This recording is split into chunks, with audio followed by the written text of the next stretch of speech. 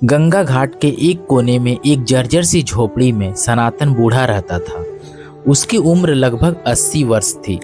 वह पेशे से घाट पर नाव चलाने वाला एक साधारण मल्लाह था।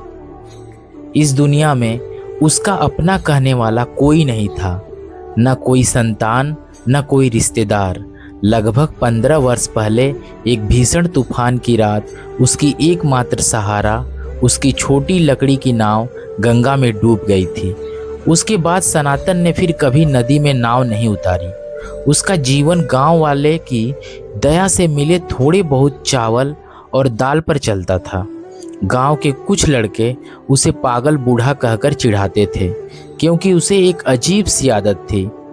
हर सुबह वह लाठी के सहारे गांव की ऊबड़ खाबड़ गलियों में घूमता और जहां कहीं भी कांच के टुकड़े, नुकीले पत्थर या लोहे के टुकड़े पड़े मिलते, उन्हें बड़े प्यार से उठाकर अपनी झोली में रख लेता। लोग सोचते कि बूढ़ा बेकार कूड़ा इकट्ठा करके अपनी झोपड़ी भर रहा है। कुछ लोग उसे पागल समझकर डांटते और भगा देते, लेकिन सनातन किसी की बात पर ध्यान नहीं देता। बस अपने टूटे हुए दांतों से हल्की सी मुस्कान बिखेर देता। समय अपनी गति से चलता रहा। एक कड़ाके की ठंड वाली रात बिना किसी आहट के अपनी फटी हुई कंबल पर लेटे लेटे सनातन ने अंतिम सांस ली। अगली सुबह जब उसकी झोपड़ी से कोई आवाज़ नहीं आई, तो गांव के कुछ लोग दया से प्रेरित होकर दरवाज़ा खोलकर अंदर गए। उन्होंने देखा कि सनातन इस दुनिया को छोड़ चुका था, लेकिन असली आश्चर्य तो झोपड़ी के एक कोने में उनका इंतजार कर रहा था। वहाँ बोरी पर बोरी भरकर कांच के टुकड़े और नुकीले पत्थर रखे हुए थे। उन बोरियों के ऊपर धूल से ढका एक मिट्टी का घड़ा रखा था।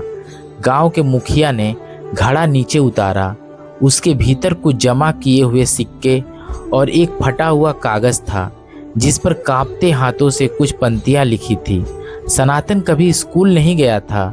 गांव के एक पुजारी से उसने किसी तरह अपना नाम लिखना सीखा था। उस कागज पर लिखा था, मेरी इस टूटी फूटी झोपड़ी की जमीन गांव के स्कूल के बच्चों के खेल के मैदान से लगी हुई है। मेरे जाने के बाद इस झोपड़ी के बांस और फूस जला देना और इस घड़े में रखे पैसों से बच्चों के लिए 2 फुटबॉल खरीद देना। वे नंगे पांव बेखौफ दौड़ सके। रास्ते के सारे कांच और नुकीले पत्थर मैं उठाकर इस झोपड़ी में बंद करता रहा, ताकि मेरे गांव के किसी भी बच्चे के पैर में कभी एक खरोच भी ना आए। यह पढ़ते ही पूरे गांव की आंखों में आंसू बह निकले। जिस बूढ़े को उन्होंने जीवन भर तिरस्कृत किया, पागल कहकर मजाक उड़ाया, उसी ने अपने अकेले जीवन का हर दिन गांव के बच्चों की सुरक्षा के लिए समर्पित कर दिया था। सनातन के पास न भव्य विदाई समारोह का साधन था और न ही कोई स्मृति सभा आयोजित करने वाला अपना व्यक्ति, लेकिन उसकी टूटी हुई झोपड़ी का खाली स्थान और उसमें जमा किए गए कांच के टुकड़ों का ढेर ही उसके जीवन का सबसे बड़ा स्मारक बन गया। सच्चाई यह है कि महान बनने के लिए धनवान परिवार, ऊंची शिक्षा या सफल संतान की आवश्यकता नहीं होती। लोगों के कल्याण के लिए काम करने के लिए केवल एक निस्वार्थ और सुंदर हृदय चाहिए। कई बार समाज का सबसे उपेक्षित इंसान ही चुपचाप सबसे बड़ा योगदान दे जाता है। लेख सुषमा बाग प्रधान।